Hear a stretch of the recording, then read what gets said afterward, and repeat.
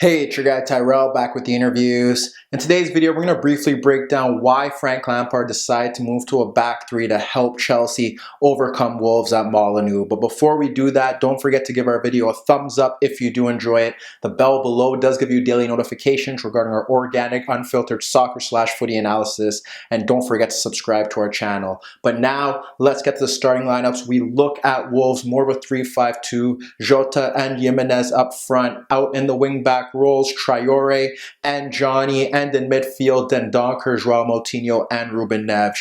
Then we move to Chelsea. Like I said, a three-man back line. They went with Abraham up front ahead of Willian and Mount.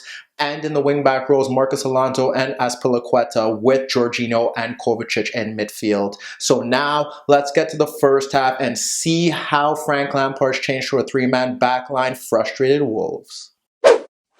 When we break down Chelsea against Wolves, the big talking point here was Frank Lampard moving to a three-man backline. Why did he do that? Well, when we look at the board and really break it down, there are several reasons why he possibly wanted to move to a three-man backline. One being the fact that Chelsea have conceded goals throughout their entire campaign this season, and he was trying to negate Wolves' threat of having Jimenez and Jota play off each other. So here, when you look at it, they have a 3v2 at the back, so it ensures that they have that spare man, and it enables them to have cover in case those two are able to combine and break into space. The other factor here is that it's obviously trying to negate Wolves from playing out of the back, because what we often saw was that the front three in Abraham, Willian, and Mason Mount would step forward to press Vallejo, Cody, and Roman Saiz, so they would step forward. Then you'd have the wing backs push forward against the wing backs, and then you have the midfield battle set there. What happens here is that obviously they try to get Ruben Neves on the ball. What ended up happening was that he would drop off a bit deeper, try to ensure that it is 4v3 at the back, but in order to do that, you would have to get Abraham to push forward, and they didn't. Abraham basically stuck to his position, ensured that he stayed in front of Neves and didn't push out to him to ensure that he could play it to Cody or to any other spare center backs. So that didn't really work out in their favor. And whenever they did try to get the ball to Neves, what would happen was that Abraham would keep his position well tight, and what happened was that if Cody did have the ball, he would just position himself ahead of Cody, but ensure that he blocks off the passing lane to Ruben Neves to ensure that he couldn't get on the ball. The other obvious route that he could go to is having Mason Mount step to Neves and then gamble and leave Vallejo as the open man, and then when the ball shifts out to him, then he would shoot out into that position. But here they were set in that role. Neves didn't really dictate the tempo from deeper positions, and then they would still have the midfield battle set where Dendoncker would go up against Kovacic, Moutinho against Jorginho, and like I said, the wing backs against the wing backs. The one area that Chelsea could look to exploit was the fact that Adama Traore, for all of his attacking capabilities, he does lack that final bit of quality, and from a defensive aspect, they could push Marcos Alonso to peg him back, and when they did have possession, they were trying to get Azpilicueta and Alonso forward to get into those positions. On the flip side, Wolves were trying to constantly get the ball to Traore when they did have possession, trying to get him to go 1v1 with Alonso. Alonso often forced them wide in the opening stages of that first half, and when that did happen, Chelsea were able to comfortably clear their lines when crosses were delivered into the box. So when you look at that aspect, that's how they were going about it. When Chelsea had the ball and they were trying to build out of the back, they had the 3v2, but Wolves would drop off into more of a 5-3-2 without the ball. So obviously here now Chelsea have the spare man, and what happens is that you would have, like I said, Dendoncker step to Kovacic, you'd have Moutinho step out into the path of Jorginho, you'd have the wing backs push higher in Johnny and Traore. Ruben Neves would be the spare man, because what would happen was that Willian and Mason Mount weren't dropping into those positions, and if they did, they were often followed, and there were times where you could have Wolves gamble, and we'll get to that in a bit, where they could gamble and push a man forward, because often in these situations, let's say, for instance, Mason Mount pushes out into the path of Traore, then that would see Dendoncker be forced to push out into the space to close down Alonso, and vice versa. If Willian is stepping out into the path of Johnny, then you would have João Moutinho being forced to push out into the position of Azpilicueta to close him down there. And then, like I said, when the shuttlers push out, Neves would pick up the spare man. That didn't happen too often. And when you look to one of Chelsea's sole chances that they created in that half prior to going on their goal run, because throughout this first half, specifically the opening 30 minutes, neither Wolves or Chelsea really forced either goalkeeper into legitimate goal-scoring saves. When we look to one of their first opportunities here, it's Rudiger from the back playing the ball into Abraham, who does pull out Roman Saiz. And when he pulls him out, instantly we see Azpilicueta making the run off Johnny. So when he makes the run off Johnny, you have Abraham play the ball into that space. It pulls out Cody and it pulls out Vallejo, and the cross into the box ends up being cleared into the path of Willian, who takes his first touch across Neves and then goes 1v1 with Cody and cuts to the outside but fires his shot wide of the net. Willian here gives Chelsea a bit of something different because his ability to break quickly in transition and his quick, swift changings of pace. He's able to take the ball on and then instantly blow by you, often cutting to the right-hand side. So that did help Chelsea. But what also helped Chelsea here, and it led to the build-up to the opener, was the fact that Wolves could gamble. And the way that they could gamble is that obviously, like I said, Chelsea have 3v2 at the back. So you have the center backs being pressed out by Jimenez and Jota, but you can have Dendoncker step out to Tomori here. So once he steps out to Tomori and you have the wing backs pushing out to the wing backs, that leaves Kovacic free. But now you could have Ruben Neves step to Kovacic.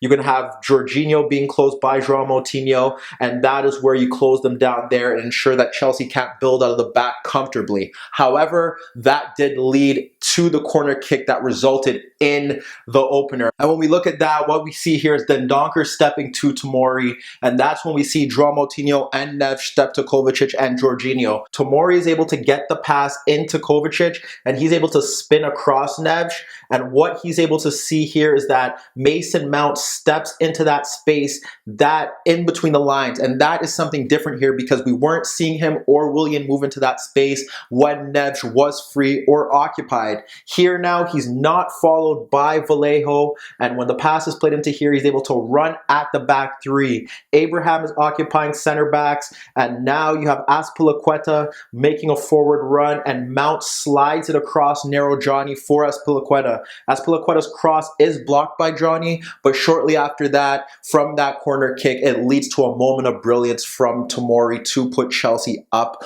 1-0. Shortly after that, Chelsea doubled their lead. Similar scenario. What happens here is that Tomori, now closed by Dendoncker again, is able to skip by him and run all the way to the box where he is met by Vallejo and Cody. That's when he's able to square the ball out to Mason Mount, was able to skip between the two. He's pulled down by Cody, and Vallejo pokes the ball into the path of Abraham, who's able to get the ball ahead of Roman Saiz and poke his effort past the keeper. Just like that, you see Dendoncker making the gamble. You have Wolves trying to press a bit higher, trying to close down, and Chelsea's able to bypass them and go up 2-0. When you look to the third goal shortly after that, now we witness the brilliance of Willian that Chelsea have been missing to start this season. What he can do is his ability to change pace quickly in transition and carry the ball forward to help Chelsea break on the counterattack. And although he wasn't decisive in the final third, he helped Chelsea break into Wolves' half to help them create the third goal. What he ends up doing there is that first we see the combination between Kovacic and Jorginho clips the ball over João Moutinho for Willian to skip past Roman Saiz and past Cody to try to deliver a cross into the box that's cleared upwards by Neves before Vallejo nods it into the path of Jorginho at the edge of the box. Jorginho tries to pick out Mount, but the ball is cleared by Vallejo into the path of Marcos Alonso, and as Dendoncker and Traore slowly get out to him, he tries to locate Mount that's unmarked as Vallejo gets to him, but he sees Abraham get across Cody to nod a powerful effort into the top corner. Like I said, Chelsea able to bypass the press with Dendoncker stepping forward. Willian's ability to break in transition helped them Williams score the third one.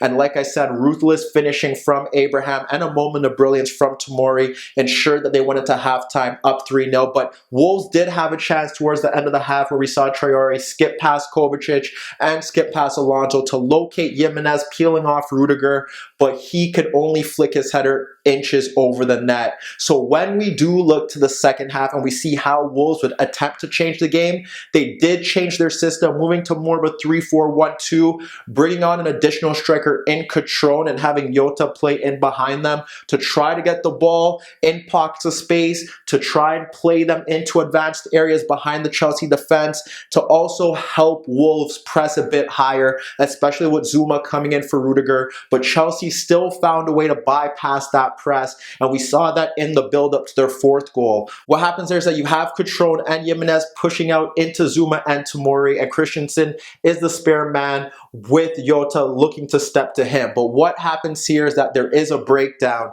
You actually have Willian stepping away from Saiz, you have Mount pulling away from Vallejo, and Willian moves near Moutinho to his left-hand side. What happens now is that Jorginho ends up dropping off and pulling out Neves, and when he gets the ball, he plays it back to Christensen, and then you have Kovacic free because Moutinho can't step forward and Jota's worried about him. So as Christensen pushes forward, he's able to split Neves and Jota to find Jorginho in between them, and as he turns, he locates Abraham running off Cody. Abraham doesn't control it well, but he's able to hold off Cody and bring the ball to his feet before he isolates him 1v1 in the box, pulls out to the outside of Cody in right half space, and fires a superb effort in the far corner to beat Rui Patricio. So just like that, you see that even with this attempt to try and disrupt Chelsea with a bit of energetic pressing to start the second half, Chelsea still found a way to get past Wolves' slow defense and bypass their press. And we look to one more opportunity that justifies what Wolves were doing. We see Chelsea playing out of the back with Wolves pressing from the front, this time with Jota, this time on Christensen, Zuma being closed down by Catrone, and he instantly plays the ball out to Azpilicueta. Johnny, as he's stepping to Azpilicueta, we see Jorginho make the run towards the touchline to receive the pass. And with Jota coming near him, he plays it around Jota for Willian, dropping ahead of João Moutinho, and once he receives the ball ahead of Moutinho, he takes a touch to the left and ends up splitting Moutinho and Jota for Jorginho, continuing his run down the right-hand side. What we have now is you have Mason Mount looking to make a run in between Cody and in between Vallejo, and Jorginho wraps the ball around Roman Saiz for Mount to make that energetic run into the right half space, and he does round Patricio, but he fires his shot into the side netting. Just like that, bypassing the press, getting beyond Wolves' slow defense, and Chelsea were running riot. Yes, they did concede some goals due to some defensive lapses and poor goalkeeping from Kepa, but when you look at the game as a whole, Chelsea never looked like throwing it away once they got the fourth goal. So when we break it down, Lampard does deserve a lot of credit here because his system change ensured that Wolves' attack was negated. They couldn't break on the counterattack, and they found a route to goal by bypassing Wolves' press, heavily relying on Tammy Abraham's ruthless finishing, because prior to that, they didn't really look like they had any sort of idea where they were going to create chances. But let me know what you guys think. Can Chelsea finish in the top four this season with Frank Lampard's flexibility? And what about Wolves? Should we be worried about them now, considering that they haven't won a game in the Premier League season? Meet me in the comments below. Don't forget I upload videos every day, and don't forget to subscribe to my channel. If you like this video, give it a thumbs up. And that was your daily dose of the interviews.